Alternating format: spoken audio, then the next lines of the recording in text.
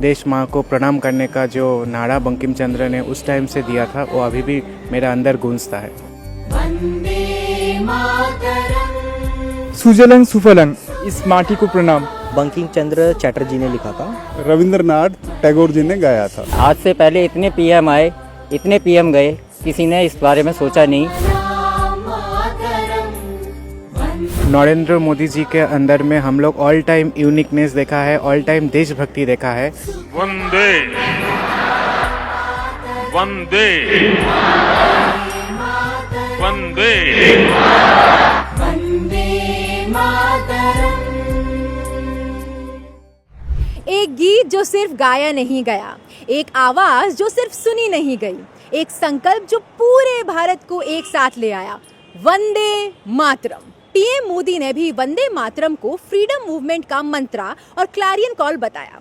1905 में बंगाल पार्टीशन के समय वंदे मातरम यूनिटी और सॉलिडारिटी की आवाज बनकर उभरा और जो आवाज बंगाल से उठी वो धीरे धीरे भारत के कोने कोने तक पहुंच गई। और यहीं से शुरू होती है एक ऐसे गीत की कहानी जिसका सफर 150 साल बाद भी जारी है।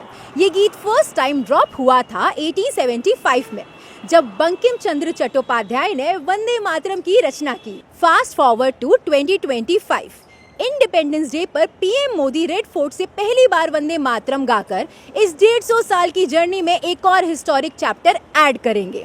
और इसी इंडिपेंडेंस डे पर युवा शक्ति को विकसित भारत 2047 के संकल्प की एक महत्वपूर्ण शक्ति के रूप में भी हाईलाइट किया जाएगा। तो 150 साल की इस इनक्रेडिबल जर्नी को सिर्फ देखे क्यों, हमने सोचा why not to put India to the Vande Mataram test.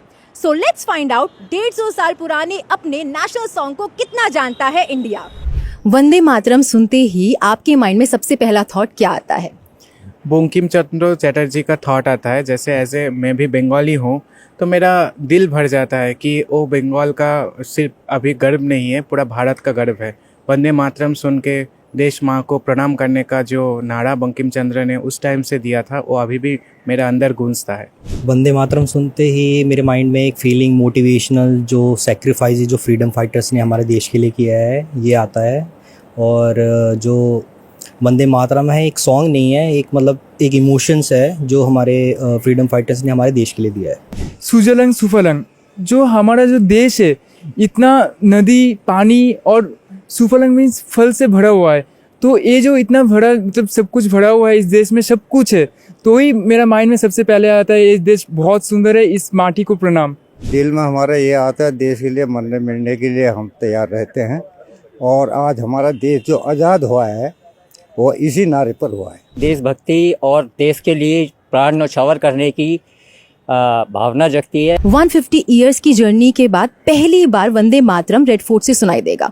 PM का ये जो स्टेप है इसके बारे में आप क्या कहना चाहेंगे? नरेंद्र मोदी जी के अंदर में हम लोग ऑल टाइम यूनिकनेस देखा है, ऑल टाइम देशभक्ति देखा है।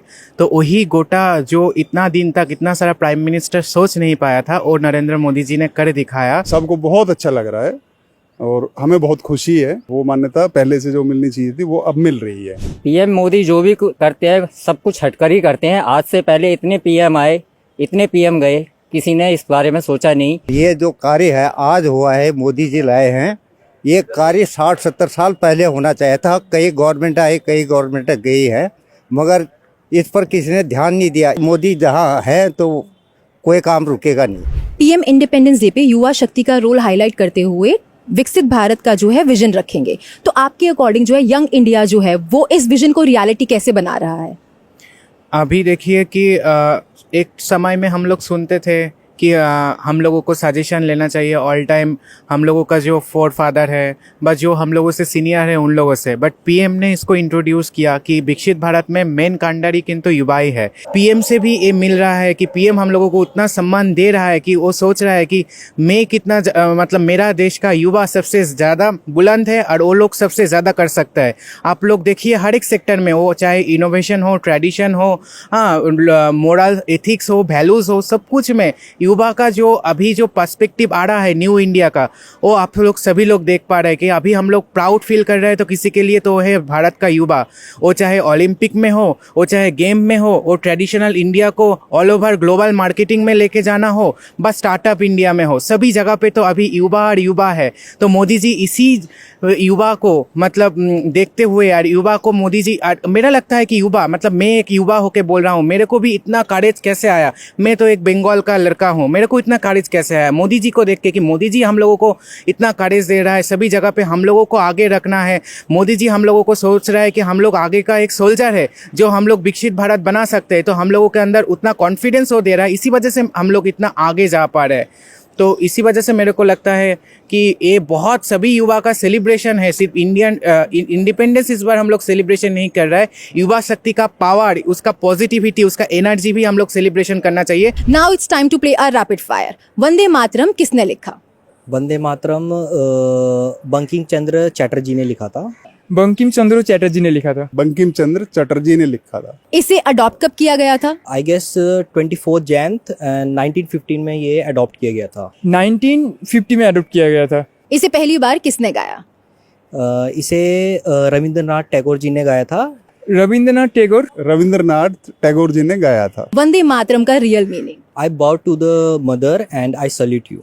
मेरा भारत माँ को प्रणाम करना, नमन करना। जो ये माटी में हम लोग रह रहे हैं, इस जो जन्मभूमि है, इसको प्रणाम। 150 years old song, a new generation and a story that's still being written. Vande Mataram. That's all for this episode. See you in the next one. Till then, Jai Hind.